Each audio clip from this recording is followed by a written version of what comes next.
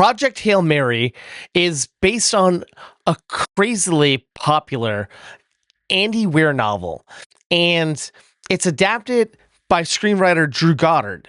The two last worked together on the spectacular film starring Matt Damon called The Martian, and that was a fantastic movie. And there's been a lot of talk about this movie being great. Or fantastic, I guess. Now let's get into the nitty-gritty here. It's directed by Phil Lord and Chris Miller, the guys that brought us the Lego movie and the 21 and 22 Jump Street movies, and what would have been one of the best Star Wars movies, in my opinion, if they actually got to release their cut of Solo. Well, you put all these creative forces into one film, and you truly get something special here. All right, so I'm going to try to talk about this movie without spoiling things. Whatever I'm about to say, you'll be able to see from the trailer. But then you'll get my take on what I saw without spoiling any plot details. All right? So, you have a disgraced scientist who's teaching middle school kids. And one day, he ends up getting recruited by the governments of not only America, but pretty much every nation all around the world, because they think that he can help figure out why the sun is being killed off by these little microorganisms, and he just might be able to figure out a way to stop it from happening. Far-fetched, sure. Totally far-fetched, thinking that this is feasible, because even the main character himself says he's ill-equipped for this. He has no interest in doing it at all. He's been disgraced, but he kind of wants this challenge. One thing leads to another, and he ends up going to space. Him and two other people. Except he's the only survivor from this trip, and it's a one-way trip. But he's doing what he can, because if he doesn't, Earth nay, not even Earth, but the whole universe could end for everyone and everything in it. And interestingly enough, while he's out there, he ends up meeting another life form who's also on the same mission as him. And that life form has the same tragic situation that happened to him.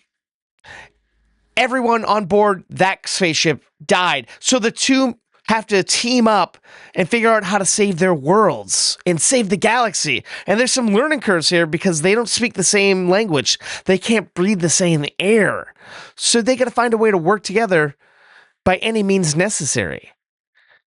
And honestly, if you were to tell me what I just told you, I'd say, that sounds so freaking boring. Kind of lame. But no, not at all, my toasty friends. Not at all. This movie is astounding. It's a sci-fi buddy comedy that feels realistic. Like, I don't know how else to put it. Like, it shouldn't work at all, but it works so perfectly. All right, I put out trailer reactions for all the trailers on this film. And all the comments that I got back on those reactions were about how people have read this book and loved it so much, and how they're so excited to see this movie on the big screen. Some people who haven't even gone to the movies in years are willing to go out to the cinema for the first time to see this movie because they think that it could be a fantastic adaptation of the book that they love so much. I wanted to read the book, or I guess I'm not going to lie, I'm too lazy to read. I wanted to listen to the audiobook for this, but I didn't want to spoil the movie at all. Now, I know the movie probably doesn't cover every single inch of the book, but I assume it follows the bare bones, and I didn't want anything spoiled for me. Now that I've seen the movie, I'm sure as shit going to listen to that audiobook. So early word was this movie is phenomenal, a masterpiece. A lot of people are saying perfect film. And normally, when stuff like that is said about a movie, I go in expecting to feel the opposite way. It's like, all right, you're saying this is so good. I'm going to challenge you and I'm going to find out what makes it fine or just mediocre or not that great at all. And from moment one of this movie, I couldn't penetrate any of those expectations that were stated before I saw it. Like, it starts off so intriguing and so delightfully, and it keeps going, and it's like a runaway train. This movie never lets off the gas. It is heartwarming, it's gut-wrenching, it's hilarious. It's so much more than I can put in words. I I don't know how they pull this off. Like, I think this could be a perfect movie. No, I'm not even going to say that. This is a film. This is pure cinema. This might be one of the best films I've seen in quite some times. And I've seen tons of movies. And I can't wait to see this again. I saw this a little bit earlier than its wide release. I saw a 70 millimeter print before it hits theaters. And I thought, I'll see it once and I'll be done. But after seeing it in 70 millimeters, which was gorgeous, if it's playing anywhere near you in 70 millimeter, I highly implore you to check it out. But if it's not, I implore you to go see it on the biggest, loudest screen you possibly can. I don't know what I'm going to see in it next, but I'm going to see it in something spectacular, not a regular format, either IMAX or Dolby Atmos. I might see it in both. I don't know. But this is the reason why, all right? This movie is visually stunning. It looks amazing. When they're in space, it's glorious. When they're on the spaceship, it's kind of beautiful. When you're even on Earth, it's like, that looks cool. But when you're looking at the universe, oh my God, it's so visually pleasing. The sound design is pretty freaking stellar. Like, it has a great score. And surprisingly, the soundtrack is upbeat and kind of fun. Like, something I didn't expect for a movie like this. A movie like this, I kind of thought would be pretentious and overly artsy kind of film. But this is just like two directors that want to make fun, good movies that they'd enjoy seeing themselves. Like, this is a masterfully directed film. It's directed to a T perfectly. The editing is damn near fucking perfect. Like, this is being told in multiple different stages of our main character's life. We're seeing him on Earth, we're seeing him in space, and it cuts perfectly, scene by scene. We're going from Earth to space, and there's never a misbeat. Like I said, he meets an alien essentially, and that alien is named Rocky, and Rocky is so adorable and just so loving and caring, and one of the best co-stars in a movie you could ask for. Like, this character is freaking sweet, sincere, funny, a little annoying at times, but it works perfectly. Like, because, I mean, I guess he's not annoying. Don't get me wrong. I'm not saying he's annoying, but like, he's kind of like a child in a way, because he doesn't fully understand the earthly ways or speaking or technology, but he's a genius on his planet, and he does things that our main character can't even do himself. But it's also kind of like a puppy dog, and it's so adorable and cute. And I loved Rocky. Everyone's been saying Rocky is gonna be this spectacular thing, and I can't tell, I haven't done my research yet, but I think Rocky might be a practical puppet or a creature for most of it. And it's such a simple design of a character, but it's such a glorious design. I love Rocky, man. And our main character here, Dr. Grace, or just Grace for short, he's an everyday normal guy, an average Joe, an everyman.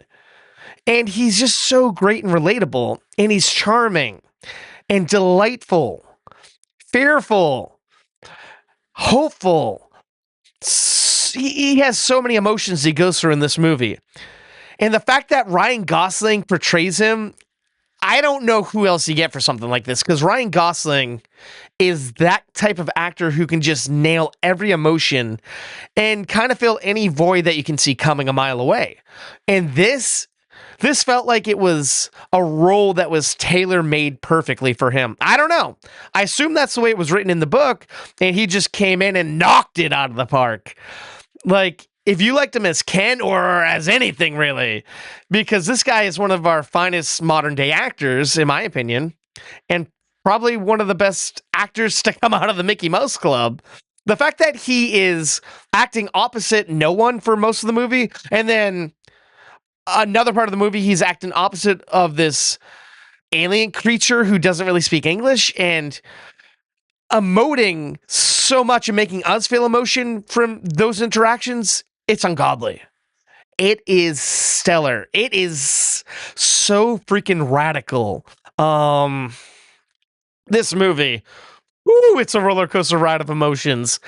It'll have you laughing, it'll have you crying, and let me tell you, be prepared for one of the saddest third acts of a movie you could possibly get. Like, it is gut-wrenching and beautiful, and oh man, and that's the whole movie really when you think about it, but it's super, super, super gut-wrenching in that final act. It's kind of scary for so many reasons that I'm not going to spoil right here for you.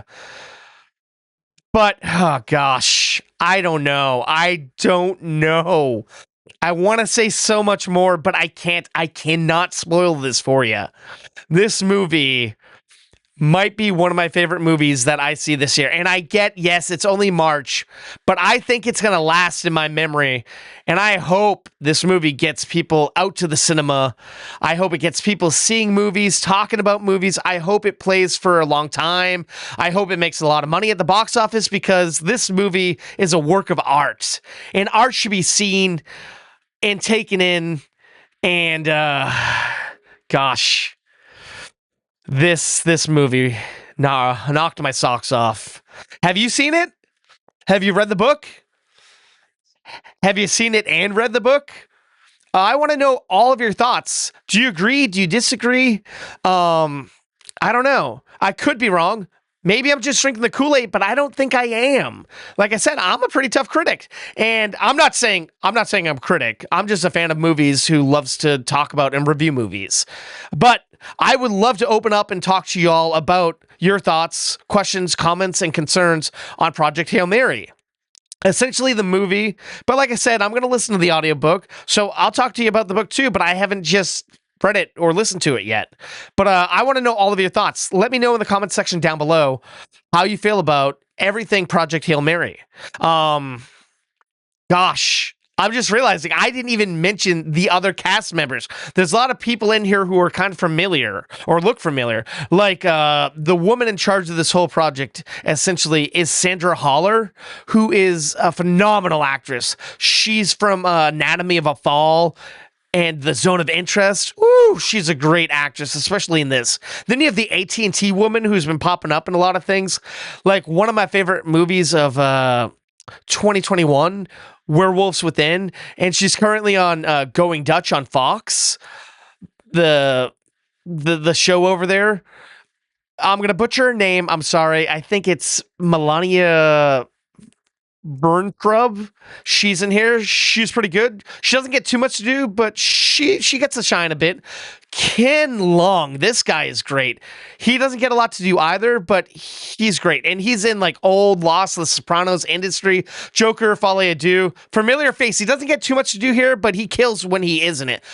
James Ortiz, this guy is the voice of Rocky, and Oh, heartwarming. Give this guy an award. I want more from him. His voice is so animated. Like, there's a scene where they're giving Rocky his voice, and I'm saying it could be a female. I don't know. Just the voice portrays him as a male. And that's a funny montage. But one person who really got a lot here to do and really got to shine, Lionel Boyce, I believe his name is. He's on primarily in my memory on The Bear, that little show over on FX, critically acclaimed show. He's Marcus on the show, the pastry chef, and he gets a lot to do in this movie. And he's acting opposite of Ryan Gosling for most of the opening first act of the movie. And the chemistry between these two is stellar. Not as stellar as Rocky and Ryan, but it's pretty good. They have great charisma together. And they make going to like a hardware store fun and hilarious. And I would have watched the whole movie with these two together. Gosh. And there's other familiar faces in here, but most of the time, you're just in space, man. Just exploring the galaxy. And it is so fun. Sorry. I just couldn't leave this review without telling about that cast. Now, this movie is long. This movie is 2 hours and 36 minutes, but it does not feel like that at all. This movie could have been 4 hours and I would have been glued to the screen the whole time.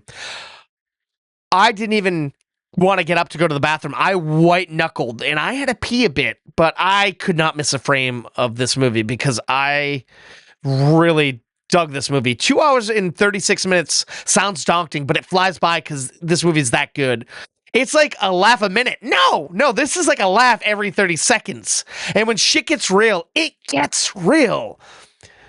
And I don't know how they do it. It's a fine line they walk. Now I'm going to shut up so you can go watch the movie, and you can leave comments below to let me know how you feel about this movie, because I'm excited to hear your take on it. Like I said, please leave those comments below. And if you like this review, please hit like and subscribe to stay in the loop, because I'm putting out daily videos right here on this platform. And if you like pop culture podcasts, I have one. It's called Movie Toast, News and Reviews, and it's available wherever you get your podcasts. Thank you, and please stay toasty.